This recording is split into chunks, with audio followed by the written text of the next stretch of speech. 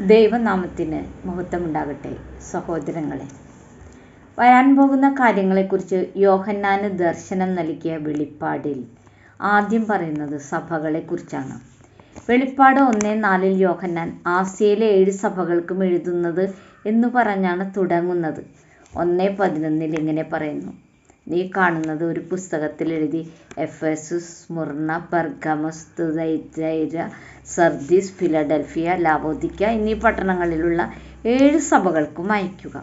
ഇവിടെ നാം ശ്രദ്ധിക്കേണ്ടത്, യേശു ആ 7 സഭകളെയും അവതരിപ്പിക്കുന്നത് ആ സഭ സ്ഥിതി ചെയ്യുന്ന സ്ഥലത്തിൻ്റെ പേരിനാലാണ്.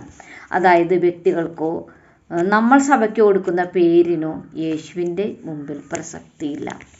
ഈ 7 സഭകളെ 2-3 അധ്യായങ്ങളിലായി അഭിസംബോധന ചെയ്യുന്നു. യേശു അവരെ അഭിനന്ദിക്കുന്നു, ശാസിക്കുന്നു, മാറാൻ ഉദ്ബോധിപ്പിക്കുന്നു, വാഗ്ദാനങ്ങളും അനന്തരഫലങ്ങളും നൽകുന്നു. സഭകളെ നാം എങ്ങനെ കാണണമെന്നതിനെക്കുറിച്ച് നമ്മോട് ധാരാളം കാര്യങ്ങൾ ഇവിടെ പറയുന്നുണ്ട്. നാം ആയിരിക്കുന്ന സഭയിലേക്ക് യേശു ഒരു കത്തെഴുതുന്നുവെന്ന് കരുതുക. എങ്ങനെയായിരിക്കും അഭിസംബോധന ചെയ്യുക? നമ്മുടെ പാസ്റ്റർമാരുടെ പേരിലായിരിക്കുമോ?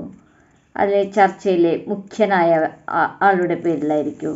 അതോ നാം ചർച്ചിന് ഇട്ടുകൊടുത്ത പേരിലായിരിക്കുമോ? ചർച്ചിനൊരു പേര് കൊടുത്തിട്ടുണ്ടാവില്ലേ, ആ പേരിലായിരിക്കുമോ? ഈ 7 സഭകളോട് സംസാരിച്ചിരിക്കുന്ന രീതി വെച്ച് നോക്കിയാൽ നാം ആയിരിക്കുന്ന പ്രദേശത്തിൻ്റെ പേരായിരിക്കും യേശു അഭിസംബോധനയ്ക്ക് ഉപയോഗിക്കുക. അതിനാൽ നാം ആയിരിക്കുന്ന പ്രദേശത്തിന് പ്രാധാന്യമുണ്ട്. അവിടുത്തെ ജനങ്ങൾക്കും പ്രാധാന്യമുണ്ട്, സഭയ്ക്കും പ്രാധാന്യമുണ്ട്. യേശു അഭിസംബോധന ചെയ്യുന്ന 7 സഭകളിലൂടെ ഒരു സഭയ്ക്കോ വിശ്വാസിക്കോ അനുഭവിക്കാവുന്ന എല്ലാത്തരം വെല്ലുവിളികളുടെയും പരാജയങ്ങളുടെയും വിജയത്തിൻ്റെയും പൂർണ്ണവും വിശാലവുമായ ഒരു ഉൾക്കാഴ്ചയാണ് നമുക്ക് നൽകുന്നത്. മാനസാന്തരത്തിൻ്റെ ആത്മീയ ജാഗ്രതയുടെ ആവശ്യകത മനസ്സിലാക്കി തരികയും ജയിക്കുന്നവർക്ക് പ്രതിഫലങ്ങൾ വാഗ്ദാനം ചെയ്യുകയും ചെയ്യുന്നു. ഈ ഓരോ സഭകളെയും ആഴത്തിൽ വിലയിരുത്തി പഠിച്ചാൽ അവിടെ നടക്കുന്ന പല പ്രശ്നങ്ങളും നമ്മളായിരിക്കുന്ന സഭയിലും ഇപ്പോൾ ഉള്ളതുപോലെ തോന്നുന്നു. ഉദാഹരണത്തിന്, എഫെസസിലെ സഭയിൽ തുടക്കത്തിലുണ്ടായ ദൈവസ്നേഹം, അതായത് ആദ്യ സ്നേഹം ഇപ്പോഴില്ല. ചിലപ്പോഴൊക്കെ നമുക്കും അങ്ങനെ തോന്നിയേക്കാം.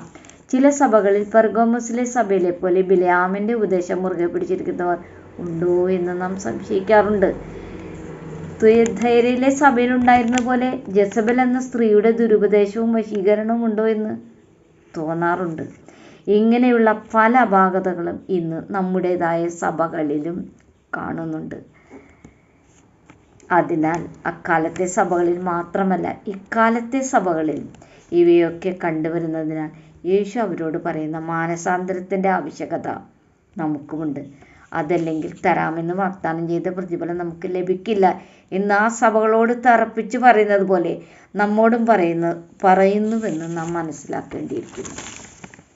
നിത്യതയിലേക്ക് കടക്കുന്നതിനു മുമ്പുള്ള അവസാന നാളുകളെക്കുറിച്ചുള്ള പ്രവചനങ്ങളാണ് വെളിപ്പാട് പുസ്തകത്തിൽ അടങ്ങിയിരിക്കുന്നത്.